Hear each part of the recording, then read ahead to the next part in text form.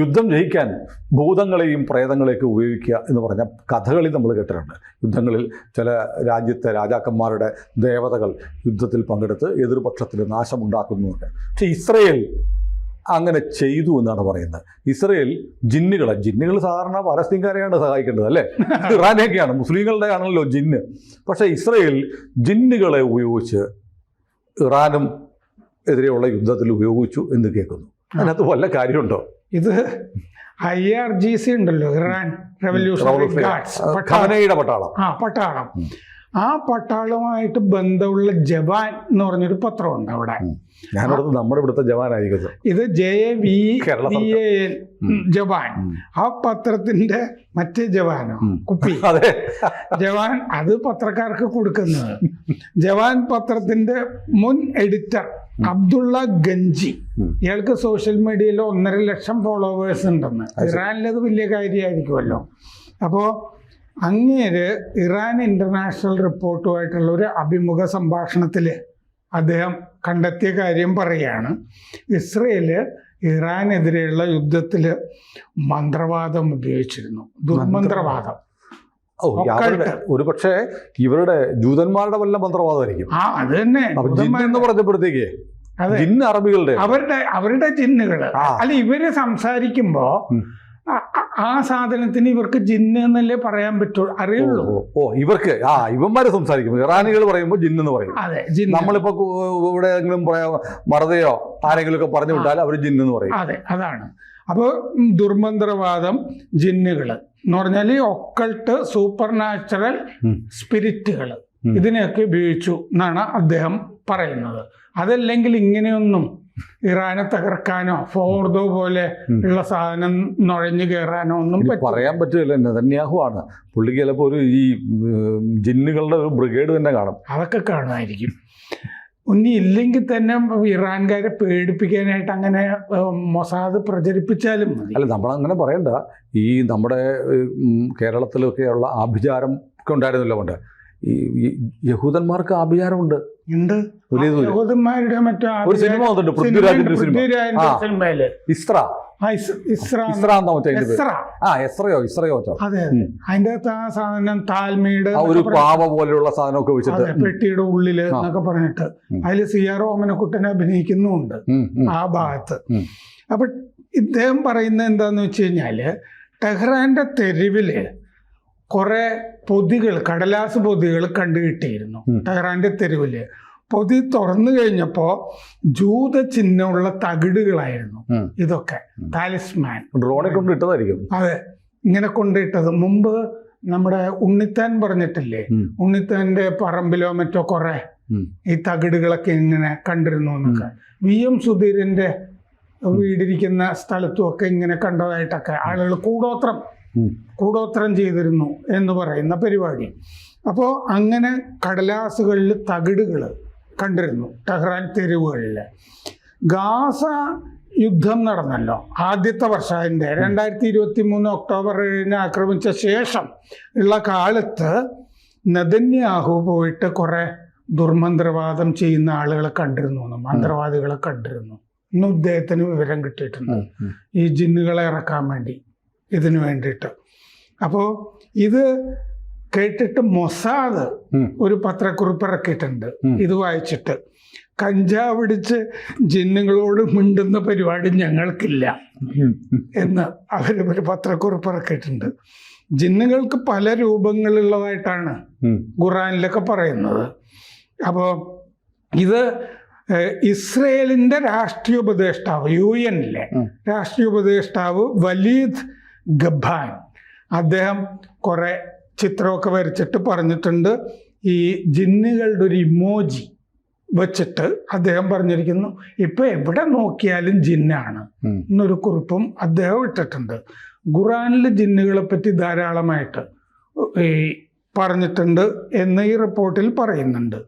അപ്പോൾ ഈ ജിന്നുകളൊക്കെ ഉപയോഗിച്ചിട്ടായിരിക്കണം IRGCയുടെ കമാൻഡർമാരൊക്കെ ഉണ്ടല്ലോ, ഹുസൈൻ സലാമി, പിന്നെ ബഗേരി എന്ന് പറഞ്ഞ മേജർ ജനറൽമാരെയൊക്കെ കൊന്നിരുന്നല്ലോ ആദ്യഘട്ടത്തിൽ. തുരിതുര ശാസ്ത്രജ്ഞന്മാരും ഒക്കെ വീണില്ലേ, ശാസ്ത്രജ്ഞന്മാരുടെ വീട്ടിൽ പോയിട്ടാണല്ലോ അല്ലേ?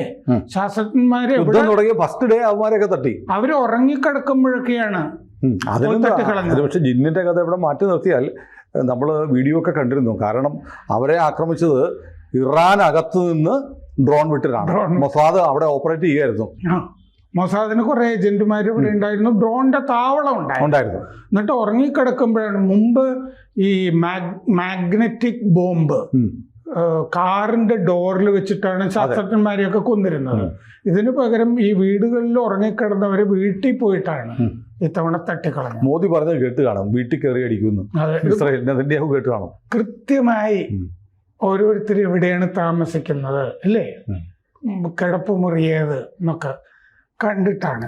ഇതിന്റെ കൂടെ മസൂദ് പെസഷ്കിയാൻ, ഇറാന്റെ പ്രസിഡന്റ് ഫാൾസ് ന്യൂസ് ആയിട്ടുള്ള അവരുടെ ഔദ്യോഗിക വാർത്താ ഏജൻസി ആയിട്ടുള്ള സംഭാഷണത്തിൽ പറഞ്ഞിട്ടുണ്ട്, ജൂൺ 15-ാം തീയതി പെസഷ്കിയാനെ കൊല്ലാനുള്ളൊരു ശ്രമം ഇറാൻ നടത്തിയിരുന്നു.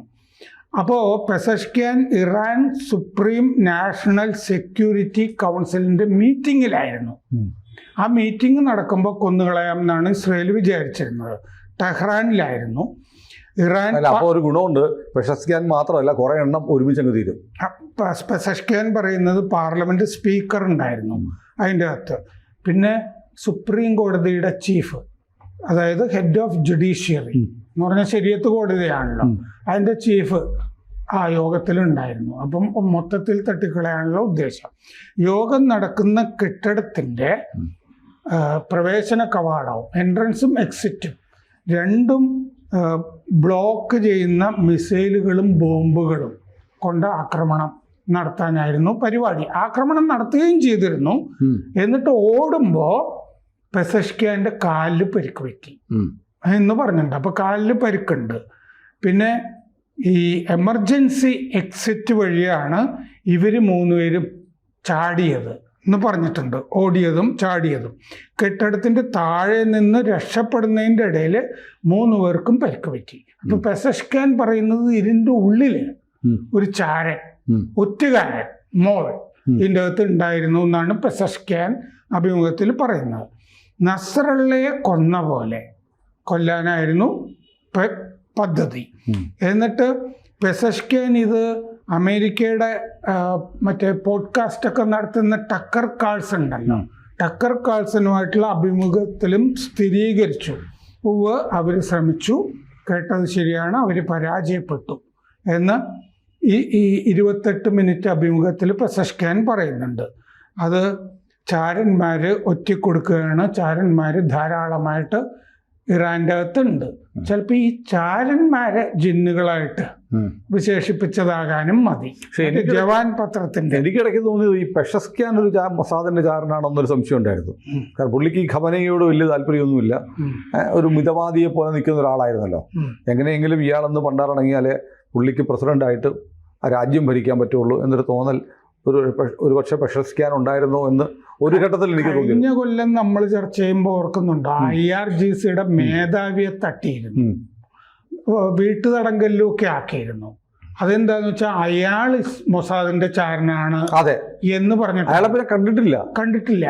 അപ്പൊ അവിടുത്തെ പട്ടാളത്തിന്റെ മേധാവി തന്നെ മൊസാദിന്റെ ചാരനാണെന്ന്. അതായത് ഇറാന് സാധാരണ പട്ടാളം കൂടാതെ IRGC എന്ന് പറഞ്ഞ ഇത് ഖുദ്സും ഇതും ഈ ഖമനയുടെ നേതൃത്വത്തിലുള്ള അവിടുത്തെ ചാരമേധാവി, ചാരമേധാവി തന്നെ മൊസാദിന്റെ ചാരനാണെന്ന് കണ്ടെത്തി വീട്ടുതടങ്കലിലാക്കിയിരുന്നു ഇറാനില്. അതെ. ഏതായാലും യുദ്ധത്തിന് ഡ്രോണുകൾ ഉപയോഗിക്കുന്നുണ്ട് നമ്മൾ കേട്ടിട്ടുണ്ട്. കാരണം ഇനി വിമാനമൊന്നും വേണ്ട, ഒരു വിമാനത്തിന്റെ വിലയ്ക്ക് വേണമെങ്കിൽ 1 ലക്ഷം ഡ്രോൺ വാങ്ങിക്കാം. അപ്പോൾ ഈ ഭാവിയിലെ യുദ്ധങ്ങളിൽ ഭടന്മാർക്ക് പകരം ഡ്രോണുകളായിരിക്കും യുദ്ധം ചെയ്യാൻ പോകുന്നത്. അതാണ് അങ്ങനെ മാറിക്കൂടാ. ആ സമയത്താണ് നെതന്യാഹു ജിന്നിന്റെ പടയിറക്കിയിരിക്കുന്നുവെന്ന് ഇറാൻ പറയുന്നു. ഏതായാലും അത് കൊള്ളാം. അപ്പോൾ നമ്മുടെ നാട്ടിലൊക്കെ മന്ത്രവാദം ചെയ്യുന്നവർക്ക് ഒരുപക്ഷെ വലിയ സാധ്യതകളുണ്ട്. കൂടുതൽ വാർത്തകളും വിശേഷങ്ങളും നിങ്ങളിലേക്ക് എത്താൻ ABC മലയാളം സബ്സ്ക്രൈബ് ചെയ്യുക, ബെൽ ബട്ടണും അമർത്തുക.